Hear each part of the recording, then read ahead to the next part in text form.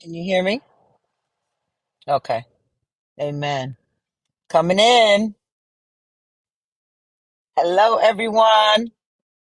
Don't pay too much attention to the background tonight. I've had, as you can imagine, in 17 days, life also, and so detox. Thank you, Diana, for letting me know you can hear me. And it's either we put up a nice, wonderful flyer or you have me live and direct. Just came back from having a very good dinner. I hope everyone else enjoyed their meal tonight, and I hope you enjoyed the fellowship with your dinner. Did you eat alone? Did you eat with other people? Were you at the table with your family? How did y'all manage dinner tonight?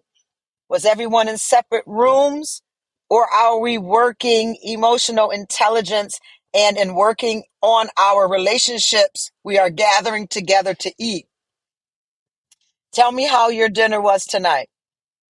Not just the taste of the food, I want to know, did you eat with family? I had dinner by myself tonight. I didn't eat yet.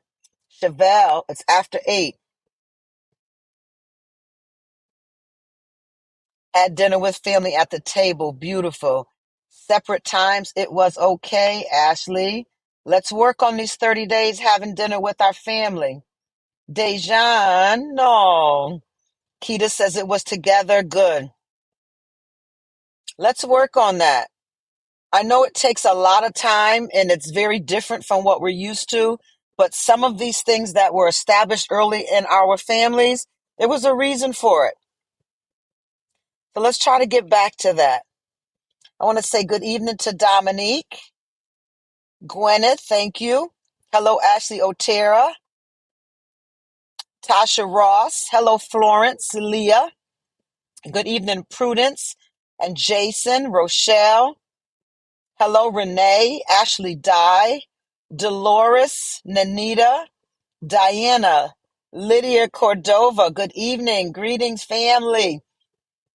Darlene, Brittany, Yolanda Dawson, hello. Chevelle, Carmen Sanchez, Gwen Molden, hello. Hello, Ebony, Sandra Redding, Gwyneth, Patricia Wilson, how we doing? We up to 78 tonight. Are we live on Instagram? It did come through? Awesome. Audria Holly, Crystal Address. Hello, Daniel Woodard. Good to see you, Mike Tate. Diana Santos, Carmen Crespo, Noemi, Donna Griffiths. Hello, Karen. Betty, good evening. Stephanie Ramirez, Manuel. Hello, Agent Pamela, Rosa Lee. Good evening, good evening, good evening. Rosalind Grant, good to see you. Health Coach Shayna, good to see you. Danielle, Special, Carolyn Booker. Sharon W., hello. Good evening, Ronnie Bonner. Hello, Carla. Kareem, Carmen Deja, I see you. Elitza, Jerry Towns, Bianca, Joy Nolan, hello, hello, hello. Happy birthday to you, Ronnie Bonner. Sweet 16 and never been kissed today, y'all. Happy birthday to you.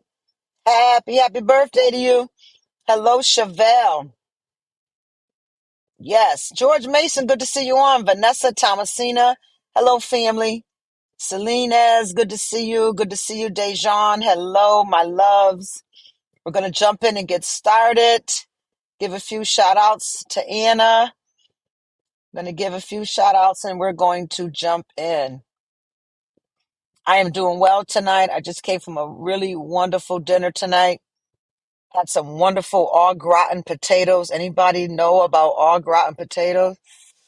How about cream corn with bacon? Anybody know about that?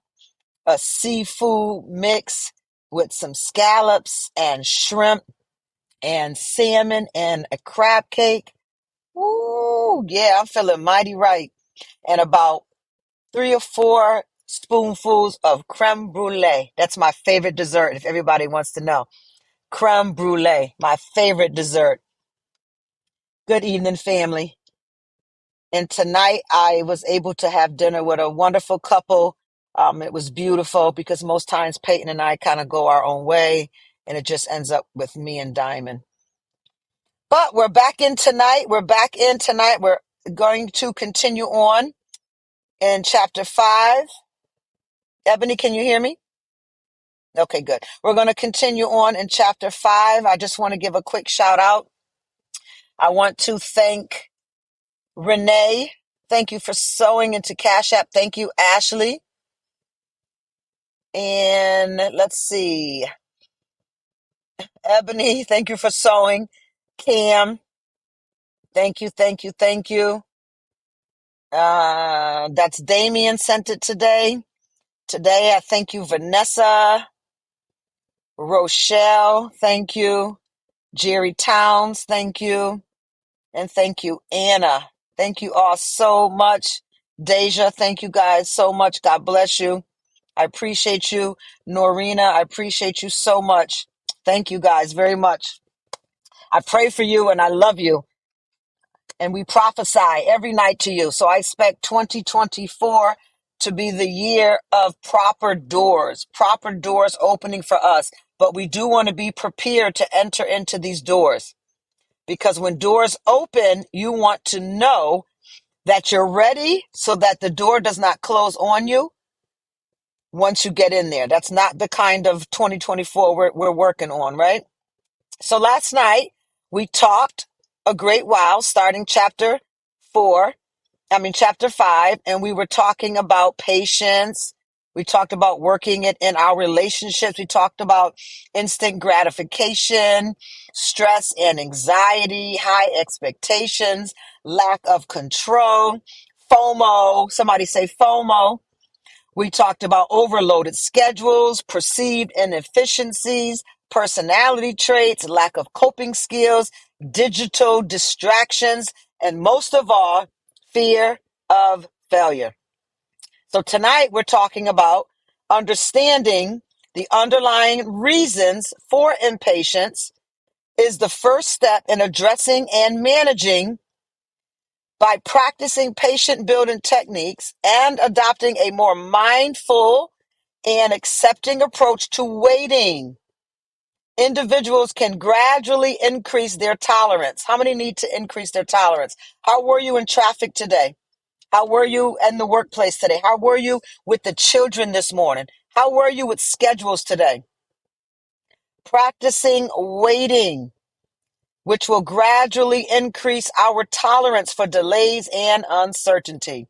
Developing emotional intelligence, as discussed earlier, can also play a significant role in enhancing one's abilities to manage impatience effectively. We went through this list and we talked about nonverbal communication, right? Paying attention to nonverbal cues of ourselves and for those that we are in conversation with. We talked about respecting differences, apologizing and forgiving. How are y'all doing with apologizing and forgiving? Whew. Anybody else need to breathe?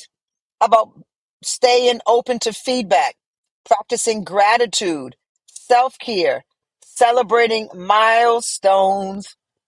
And we talked about turning conflict from something that can destroy versus something that can create a better or new opportunity. How about that? Have you ever thought about that? How many of us in here try our best to avoid conflict? How many in here will admit that you do your best to avoid conflict?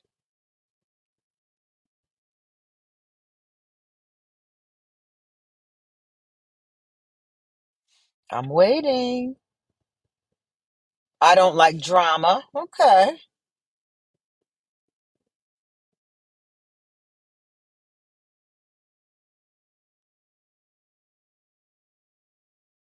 Yeah, a lot of us avoid conflict, but I think what's the mastermind behind conflict isn't so much the conflict itself, it's our belief behind conflict. It's our mindset regarding conflict. And if we will begin to understand that we can empower ourselves to turn conflict into an opportunity for growth, and changing our thoughts, our beliefs, our mindset towards conflict, we can actually see conflict as, okay, there's some conflict. Our relationship is getting ready to grow. There's some conflict in the dynamics of this group that I'm in. There's an opportunity for growth.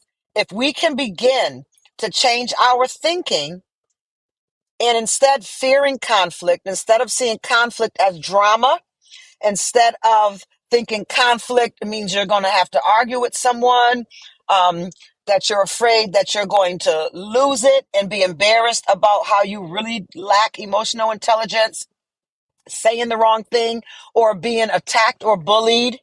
If you can change your thinking about conflict, instead of seeing it as drama, see it as an opportunity for growth and get those to buy into it with you. Baby, this shouldn't scare us. This is an opportunity for growth. Baby, don't get afraid when we disagree. Don't get afraid when conflict comes. Girl or guy or even on the job. Listen, people, there's conflict here because we're all intelligent. We're all strong-minded. We all know what we want. So let's not turn conflict with intelligent people into drama or heated disagreements. Let's instead find out how we can turn this conflict into an opportunity for growth. If you can begin to work that belief and that thought in your mind consciously, it will become an unconscious habit for you. And you will no longer fear being involved in conflict. Conflict is an opportunity for growth. And we talked about setting relationship goals, right? So I believe we're on page, I'm looking at a different setup of the book. Instead of the 6x9, I'm in a bigger version. So I think we're on page 146. Tell me where we're at if anyone has anything differently. We're talking about setting relationship goals. Consider setting relationship goals with the people who are most important to you. These goals can be related to communication, spending quality time together, or even mutual growth. Setting relationship goals can be valuable. It's a valuable practice to enhance and strengthen your partnership. And here are some relationship goals and tips on how to set them. Number one, let's make these goals for us this year. Let's all do this year, okay? Let's vow that we're going to set relationship goals, not just in our friendships, but in our marriage, not just in our marriage unions, but also let's make this a goal in our friendships. So it looks like we're on page 147, and we're going to talk about first, effective communication. Effective communication. What is the goal? To improve communication by actively listening, expressing thoughts and feelings openly, and resolving conflicts constructively. I had a discussion today with someone, and I was sharing with them what someone else thought of the conversation they had. And immediately this person said, I didn't say that, and I didn't say that, and I'm going to get on this. And I said, no, you're not listening to me. They did not say you said that. This was their takeaway from what they heard.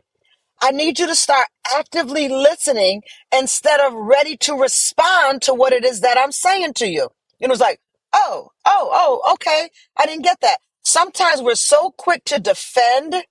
We are so quick to respond before someone even finishes a statement.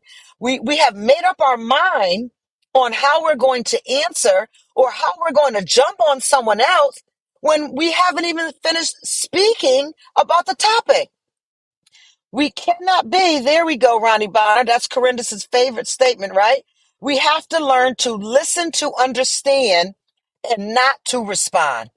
Can we type that in there? Listen to understand. I want you to type that first and write this in your journal. Sometimes I can't even get my words out. How do you know what you're going to say to someone else when I haven't finished telling you?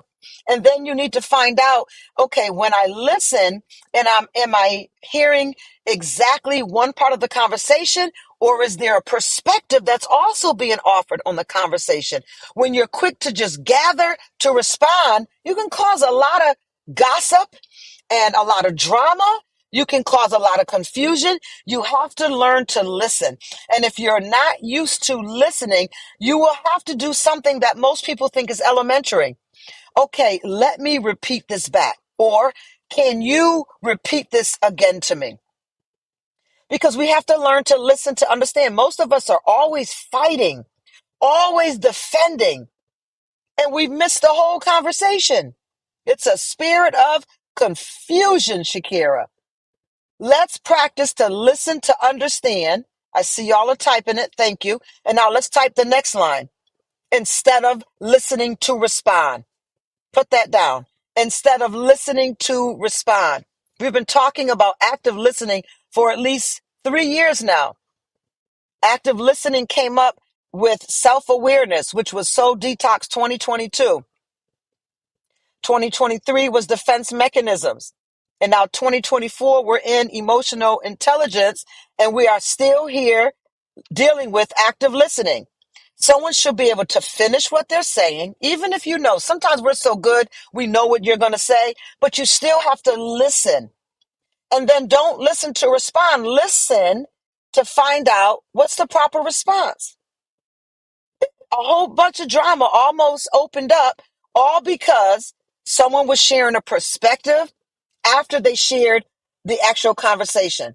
And there was nothing to be upset or dramatic or fighting about, but we have not learned to listen. Active listening instead of responding. So, number one in our teaching tonight, effective communication. Good communication is one thing, but to improve communication by actively listening, expressing thoughts and feelings. You know, sometimes we respond more often than we admit. We respond to thoughts and feelings and not even what the conversation is about. I don't like your attitude. Okay, but what did I just say to you? Or I don't like that when I ask you for something, you respond as if I'm a bother. So now you're not answering the question. You're responding off of being triggered, but to my response to what you're saying. This is why we can't communicate. This is why we can't get anywhere. This is why no one knows what each other is saying. And this is why everything turns into an argument. It is triggers. We can actually trigger one another because you are not responding from the conversation. You're responding from my emotions. And I could be answering you because I'm having a bad day. And instead of you hearing what I'm saying, you're busy tapping into my emotions. And now you're responding emotionally to my emotions. And we're not even dealing with the conversation itself. Am I making sense? This happened to me just today. So for effective communication, the goal is to improve communication by actively listening, expressing thoughts and feelings openly, and resolving conflicts constructively. How do we do this? I'm glad you asked. Discuss with your partner the importance of communication in the relationship. Start establishing boundaries now in communication. Baby, it's the 17th of January. It's the 18th of January. I want us to create a boundary so that we can begin to work the principles, the blessings of effective communication. And I want us to set some parameters, a boundary. And I want us first to both agree how important communication is. And perhaps we have not respected communication itself, which has caused us to disrespect each other. So let's set some boundaries that we are going to work to the best of our abilities with no excuses because we're learning a lot in Soul Detox of 2024. And we're going to learn to respect communication. And we're going to work this entire year at effectively improving our communication and work together to implement better communication habits. We're going to implement better communication habits. Make that a goal. Make it your goal, and then make it a goal in all of your relationships. Yeah, yep, Raphael, I agree. It would have been nice if we had boundaries in place, but a lot of us didn't know about boundaries. A lot of us that weren't raised with communication. How many were raised in households where everybody yelled at the same time? Let me see hands. How many saw the adults in your life growing up have improper communication, where everybody yelled at the same time, everyone talked over each other, and sometimes they weren't yelling. I've seen family reunions where everybody just talks at the same time and they're having a great time. And everybody's just talking at the same time and no one's listening. And they may be drinking or something, but everybody just talked at the same time. Yeah. So some of us never learned proper communication. Some of us never even knew that we could put boundaries in place. And because there's oftentimes repercussions to boundaries, we think boundaries are bad or not worth it because there's always a fight. Or I got to keep reminding them of my boundary. Nope, you don't have to keep reminding them of your boundary. And I'm going to help you get through that. That's good. Some of us that were raised in houses where we respected each other, but communication for us, we were raised in a house where we had to respect one another, but communication was off the yin yang. And most communication in our household was physical. There was a slap that went by real quick. We were hit with a telephone real quick if we kept talking, interrupting my mother when she was on the phone. Anybody remember wall phones? My mother had a yellow kitchen dial phone. And I remember one of my sisters kept saying, Ma, can I go? Ma, can I have? Ma, can I go? Ma, can I have? And she finally told the person on the phone, hold on one moment, Faye. And she took the phone and cracked my sister upside the head with it. That was her communication style. She had 12 kids and she didn't have time to repeat things 12 times or 6 times or 2 times. A smack shut everything down immediately. So when you're raised in a physical display of communication or a physical response to bad behavior or getting what you want, you learn that in order to get what you want, you have to be physical. In order to get people to respect you, you have to get physical. In order to get people to hear you, you have to respond physical to them. When you learn that growing up, you become a very physical person, a fighter even. How many learn about bullying?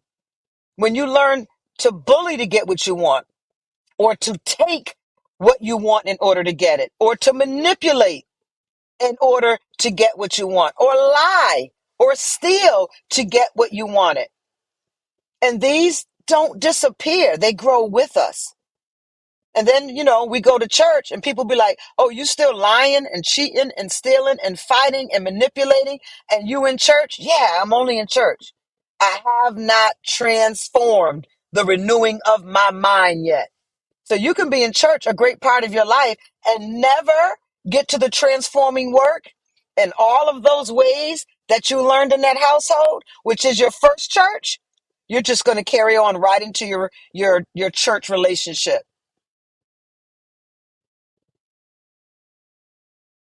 So that takes us back a few pages about nonverbal communication, respecting differences. How did people communicate in your house? Was it fighting? Was it yelling? Was it ignoring? Was it the silent treatment? How was it in your house?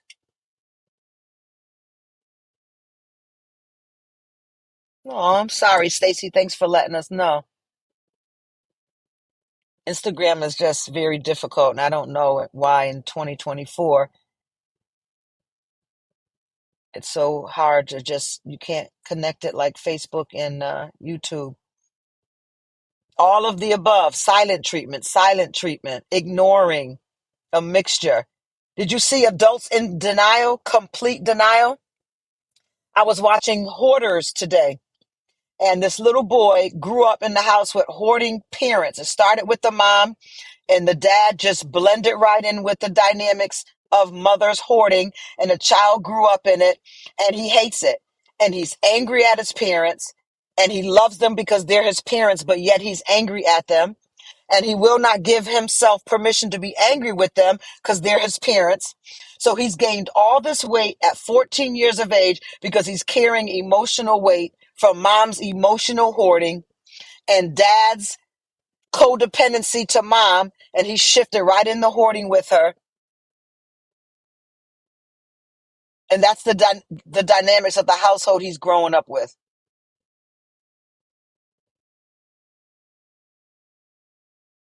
So to get some of the things we want from relationships in 2024, we're going to work on effective communication. What about quality time? Quality time. What is the goal for quality time? Spend more time together nurturing your connection. That's the purpose of quality time. The purpose of it is to not just spend more time together. We sit in the house every night together. That's not quality time. The purpose of quality time is to nurture connection. Nurture connection. That's quality time. Not sitting watching TV, not being together because we're broke, not being together because neither of us has the desire to think of what we can do tonight, or the desire to get dressed, or the desire to go out, or it's too cold together. That's not quality time. The purpose of quality time is to nurture the connection. Come on, y'all are writing it. I'm proud of y'all. You all getting a sticker tonight. Yes, that's the purpose of nurturing these connections. That's quality time. Don't just label everything quality time. We're together every Friday night. What do you mean I don't spend any time with you? We are not nurturing anything. We're in separate rooms, or we're not speaking, or we're both sleeping. That's not quality time. You've got to find time to nurture the connection. How do we do it? I'm glad you asked. You schedule regular date nights or dedicate specific time each week for focused, technology free interaction. Do I still have a church? Do I still have an audience here? I said, for the person in the back who said, what? I said, dedicated specific time each week for focused, technology free interaction. And during that time, you should discuss activities you both enjoy and want to do together. I see you, Thomasina. That's right, Dawson. Put the phone down. It's addicting. No one's going to say that it's not. I will not say that it's not addicting. As soon as if I have to wait anywhere at the doctor or the dentist or the hair salon, first thing I do, no, no, no. And then I find myself getting triggered from the nonsense that I'm reading and the subliminal messages that people are talking about other people, and I can tell who they're talking about. Get off the thing. Save yourselves. So let's work on quality time. Can we add that to our list of goals this year? And do not forget quality time with yourself, where you are actually nurturing your connection with yourself and nurturing your connection spiritually. Oh, Lydia Cordova, I just sent a text to my daughters, grandkids to get together every other weekend. Isn't that beautiful? That's awesome. Good job, Grandma. I'm proud of you. You get a big hug from me. Number 3, trust and transparency. Trust and transparency. The goal, build and maintain trust through transparency, honesty, and reliability. I know I'm stepping on toes again with that trust and transparency thing. Those 2 T's, man. Y'all don't like me with those 2. But those are still letters of the alphabet that we have to deal with. Trust and transparency. What is the goal? To build and maintain trust through transparency, honesty, and reliability. It's easy to trust people that are reliable to you. And when you can trust reliable people, you can be transparent. Did y'all see that? I need you to be reliable. Your reliability allows me to trust you. And when I can trust you, I can be transparent with you. Someone put RTT. RTT. Reliability builds trust, and trust builds transparency. Good job. So, how do we do this? I'm glad you asked. Have an open conversation about trust and express your commitment to honesty and openness in the relationship. Discuss any areas where trust might need reinforcement. Do not spend years attacking someone over broken trust. First of all, if you stayed with them, then that means you have forgiven them. You may not have done the work of forgiveness, but your staying says, I have forgiven you. Whether we want to admit it or not, you're staying because no one forced you to stay. Your staying says, I forgive you. So if you stayed, why are you still beating them up, bashing them, attacking them, defaming them, hurting them, manipulating them, constantly reminding them? You stayed, so cállate. It's not a cuss word, right? Thank you. You know, sometimes my people teach me their languages and the words don't really be appropriate. I stayed, therefore I have forgiven. And now I have to work out what forgiveness looks like because it doesn't mean you keep attacking someone and hurting them because you're hurt. Now forgive yourself. Now forgive yourself so you can stop hurting them because only hurt people hurt people. So you're not even hurt from what I've done to you. You're hurt from something else. What I did triggered what was already there. And now you want to keep hurting me because you're not healed. You stayed. I stayed. Cállate. Now let's work on building communication. Let's work on quality time. Let's work on trust and transparency. Stop hurting me when we both decided to stay and work it out. Sometimes forgiving ourselves is the last person on the list of forgiving, and that is backwards. Start working on forgiving yourself first, then others. How to have open conversation. Listen, this is these are like 2 sentences, but this is an encyclopedia of information. Have an open conversation. Can I trust you to have an open conversation? And even when they say yes, don't trust them yet. Because people often answer yes because it's the right thing to say and they really want to hear what you're going to be open about so they can probably use it against you and attack you. So don't open the door all the way. First ask, can I have an open conversation with you? And I would do this often. Every time we get ready to have a talk, can I have an open I tell you that every time and you keep asking me because I need to know if you know what open means. Your open might not mean my open, but I want us to build trust and transparency. And in order to do that, I need to be able to feel safe with you with whatever I say. I remember my husband's probably going to have a whole fit. He's on here. But I remember when I had a dream about a guy one night and we were like making out in the dream. We were like kissing on each other and stuff, right?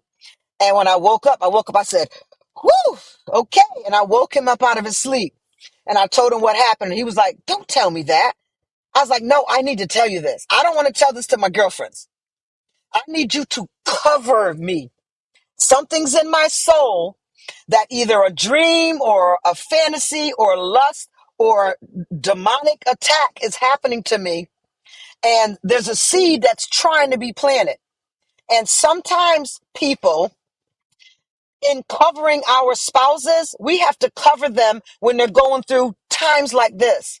We don't take our covering off. We don't lack covering them. We don't get jealous and not cover them by saying, "Oh, you dreaming about somebody else?" They came to you. They're asking for you to cover them. That's what they're saying, whether they use those words or not. Look, I had a dream or I'm lusting, or I don't know, because oftentimes, I don't know about y'all, but some of these dreams, I don't know where they come from. You can dream about being with someone sexually that you're not even attractive to. Anybody else? Maybe it's just me. Maybe I'm the only human being with some issues. Thank you, Eb. I see you. I'm like, ew, I dreamt that. I don't even know how it get there. I don't know if it's warfare. I don't know if they're doing some sexual lusting stuff and it's hitting me, but I'm picking this stuff up in the spirit or somewhere, and I want to be able to go to my spouse because I want him to cover me. I want him to give me a little extra love this week. Hug me a couple more times during the day. Touch my hand a couple more times during the day. Hold my hand in the morning and give me a kiss or something. Do a little something extra because something's going on and it's not me because I'm not even attracted to the person. This person doesn't even like the opposite sex. This person isn't even interested in my color or my look or anything. And somehow it gets in.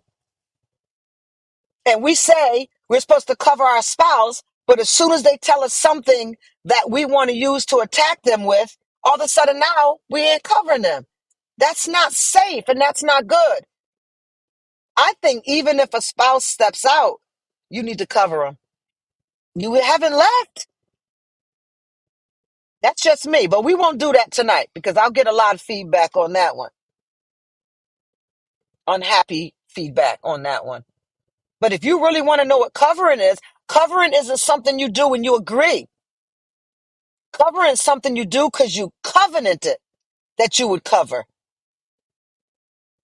Some of these stepping out, some of these affairs, some of these temptations and lusts would not happen if we covered them when they had it. But they can't tell us when they have it because we're so insecure and jealous, we attack them and we shut them down. So now they're trying to deal with these dreams and these nightmares, and even some of these are spirits. Yes. Come on, Kevin. You will dream something that is from a spirit. I wish I could go deep tonight, but I know I can't go this deep. How can I reword this so that people will really get me and I can still be professional and ladylike? All right, I'll figure it out this way. Ebony, you praying? I'll figure it out this way. I found out over time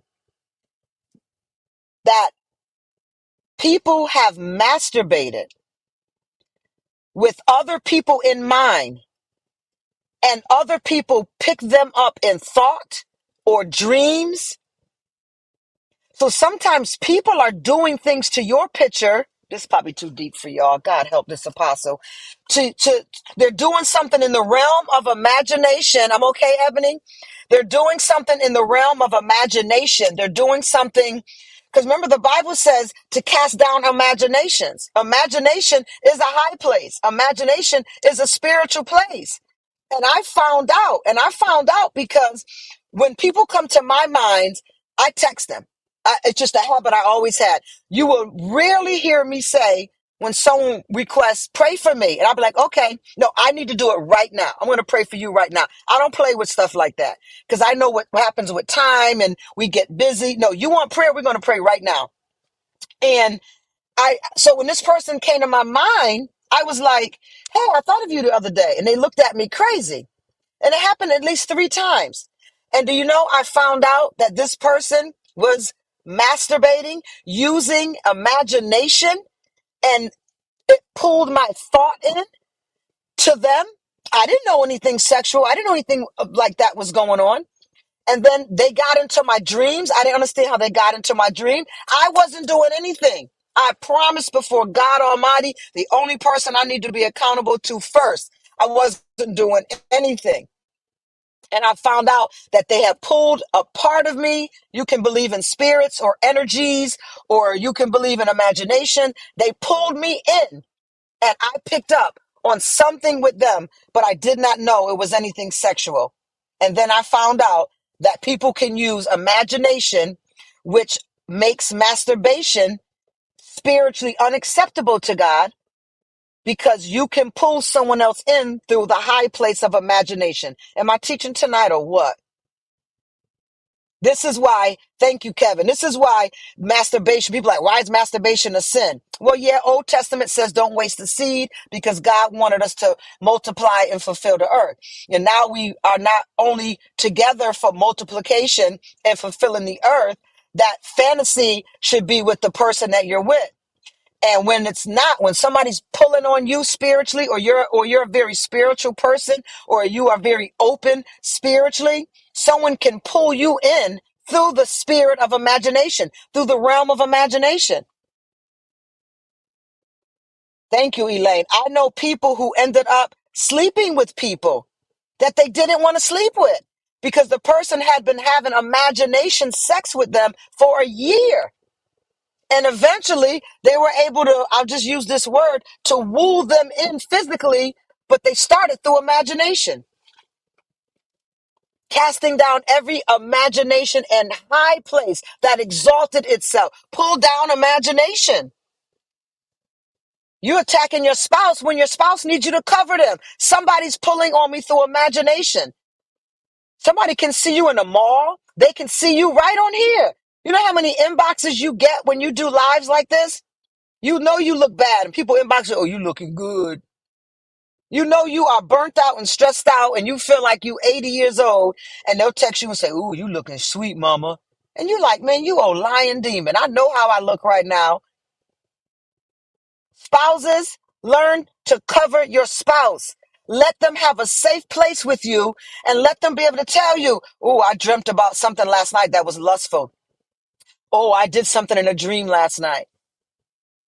And sometimes it's not people. I'm going to end here and go on to my next line. But sometimes it's not even people. Sometimes it's spirits. There's a name for these spirits.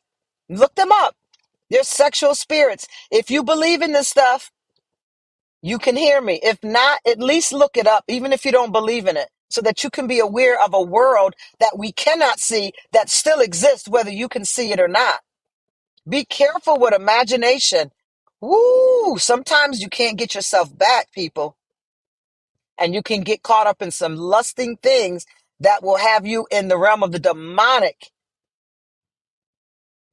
I don't know who this is for, but man, I just got a headache. I'm going in here tonight and I feel a whole headache across here. That's right, Stacy. She just wrote it out for you. Incubus and succubus. Look them up. They're sexual spirits. So trust and transparency. Can I have an open conversation with you? Sometimes people will say it this way. They'll say something like, can I be honest? And I never liked that statement because I thought we was honest the whole time. So now you're asking me, can you be honest? Well, what have we been doing for 5 years? And then I feel afraid because I thought I was honest the whole time. So I thought you were honest the whole time. And now you're asking me 5 years in, can we be honest? But I've learned that what people are really saying is, can I be open with you? Yes, especially Dawson. Type that in there. Can I be open with you? Let your spouse have an open conversation with them. You are the only safe place they should have. We should not have to go to our guy friends and our girlfriends over our spouses. Stop being jealous and insecure and cover me. I'm fighting something. Have an open conversation about trust and express your commitment to honesty and openness in the relationship. Discuss any areas where trust might need enforcement. So I'll put this in. I'll make this special note. If you are just really, I don't care if you've been married 10, 20, 30 years, if you are finally just really opening yourselves up to trust with one another, don't come in so fast and so hard. Land that plane slowly, please. And if you are rebuilding trust, the same thing to you. Do not come in with all of your baggage and everything right away, because we have to get this open and honest communication. We have to trust each other that because I fantasize or I dream about somebody else, it doesn't mean I want them. I could be lacking something in you. And so now I watch this certain person preaching, and now that person's image came into something that I want with you. It doesn't always mean, that we want to cheat. There was a preacher I used to watch on here all the time. Dynamic preacher, apostolic preacher, hardcore, teaching the truth, not afraid of anybody. And I know he struggled with homosexuality. So he wasn't attracted to me. He never even saw me. I'm watching him online, and I didn't lust for him because I could see that he was homosexual. But when I was going through a time where I just felt really alone and I just needed a little more affection, it was family things going on. It wasn't my house, wasn't my marriage, but there was family things going on. And I was feeling a really low place, and maybe I had too much pride, and I didn't go to my husband and say, can I just, 'cause he knows when I'm feeling something because I usually just go and sit on his lap, and he'll just stop if he's looking at his phone or TV, if he's eating, it doesn't matter. And I come in that living room and I sit on his lap. He knows the little girl is here. Let me just go ahead and console the little girl, and I'll sit on his lap for a while. I gained a few more pounds now, so I try not to stay as long as I used to. But I'll sit on his lap, and that's a sign. Without me being able to come past my pride, that's me being able to say, I just need you to just hold me right now like I'm going through something. So, don't always think that your spouse is against you. We are going through a lot. I need you to cover me. Cover me. Can we have an open dialogue? Build the trust. Cover me. I'm hurting. I'm not going to cheat on you. I don't want to cheat on you. I have no desire to cheat on you, but something's after my soul, and I need to be able to tell you because people, that we are as sick as our secrets. And the more secrets we have to keep from one another, the more sick we become. We are as sick as our secrets. They even teach you that in NA and AA. We are as sick as our secrets. And if we have to keep secrets for one another, where's the power in our union? Come on, Rosa. She said, don't give up on me. We are as sick as our secrets. Can we have an open talk? My time is just about up, but we'll hit one more here. How about shared interest and hobbies? What's the goal? Discover and cultivate shared interest and hobbies. How do we do this? Explore new activities. This is a good time to explore new activities. It's the beginning of the year.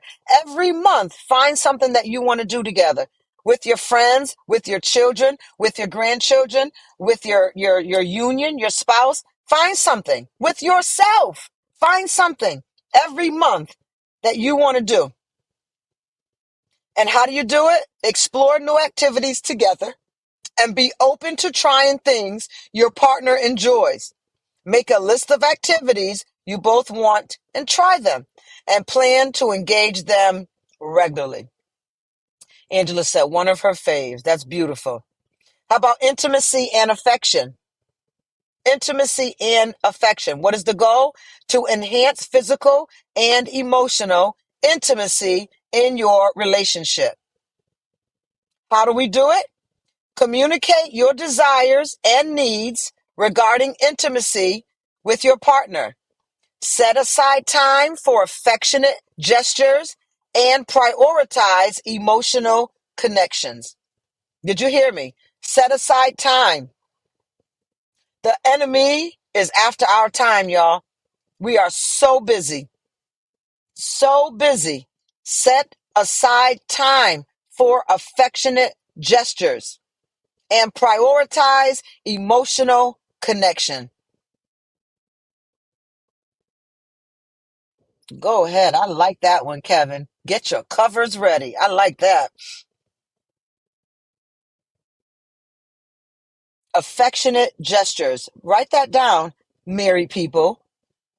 And I want you to come up with some affectionate gestures to each other. And then prioritize our emotional time for connection. How about individual growth? The goal, encourage each other's personal growth and development. I don't struggle in that area. I'm grateful for that. I encourage it in my friends, my loved one, my son, my granddaughter, my husband. I encourage his growth. If my husband isn't doing something on purpose for his growth, I come and get at him. I don't know who you think you with, He knows when I come in the room. I don't know who you think you with, but you're not going to be sitting around moping. You're not going to be sad. You're not going to give up. You're going to find something that you're interested in. And that's another way of covering each other too, by reminding each other, come on, I like when you go out with your friends. You're happy, you smile, go. Encourage each other's personal growth and development. How do we do that? Share your personal goals and aspirations with each other. Got to be open. Support and motivate each other in pursuing self-improvement endeavors. Self-improvement endeavors. I'll do one more and then I'll stop for tonight. We're doing all right, right? For the car soul detox tonight. Conflict resolution. Conflict resolution. What is the goal? To improve conflict resolution skills. That's our goal for 2024. Improve conflict resolution skills by addressing disagreements constructively. That's a big word. Constructively. How do we do this? Acknowledge the importance of resolving conflicts into a healthy manner. Learn and practice conflict resolution techniques and commit to approaching conflict with empathy and respect. Talking about respect, baby. Let's talk about you and me. Acknowledge the importance. Go to your significant other. Acknowledge the importance of resolving conflict. Conflict's not going to go anywhere, people. It's never going to go as long as, and you know what? I want to say as long as there's humans on the earth, there's always going to be conflict, but we get in conflict with ourselves. So we don't even need another person to get in conflict with. Conflict is always going to be there, but turn it around. Stop seeing it as fear or intimidation or bullying or drama. There's an opportunity for growth. So my goal for conflict in 2024 with the people I love, the people that I am in relationship with, is to begin to write and address skills so that I can address disagreements constructively.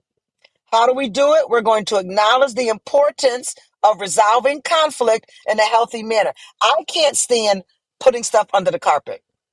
I cannot do it. It's awful.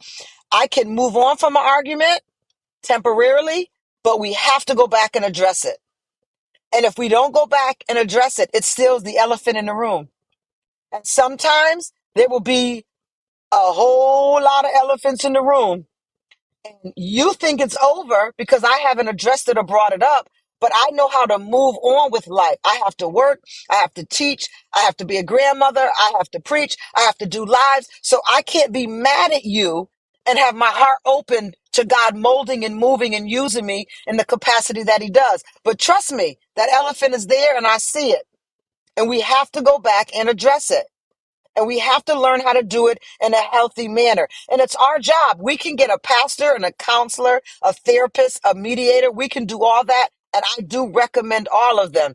However, you still, as an individual, needs to make it a goal in your life and begin to set parameters for how conflict is now going to be addressed by you in a healthy way. And you have to do it first by addressing how important it is to resolve conflict in a healthy manner. That's my mantra for 2024. If I can't address conflict in a healthy manner, I got to put it on a list and put it to the side until I can. But it has to be in a healthy manner. 2, I have to learn and practice conflict resolution techniques, such as that I'm learning in these 30 days. And lastly, I have to commit to approaching conflict with empathy. Y'all gotta know what empathy means now if you never learned anything in your life. The 2 takeaways that should be the strongest on this 17th day of our sessions is what is emotional intelligence, how to apply it, what is empathy, and how to apply it. Those 2 things out of everything else, I pray sticks with you. And the rest you can keep working out through the rest of the year. That's it. I'm done. My time is up. Thank you for bearing with me tonight and staying on coming on a little later and staying on a little longer. I bless you all in the name of the Lord Jesus Christ. I pray for you. Continue to pray for me. I look forward to seeing you on here tomorrow, the same time, the same station. And I wish above all things that you prosper and be in good health, even as your soul prospers. Good night, everyone. Thank you so much. God bless you.